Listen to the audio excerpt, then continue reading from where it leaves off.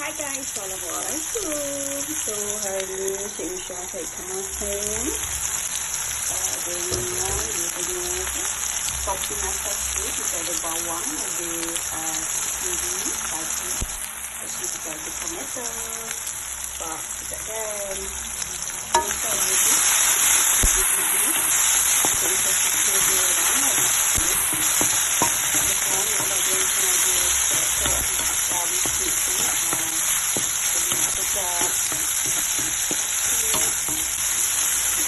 Tengok pun nak video. Okay guys, bye. Nanti kita topping di atas tu, korang tengok sendiri lah. Siap-siap sedap.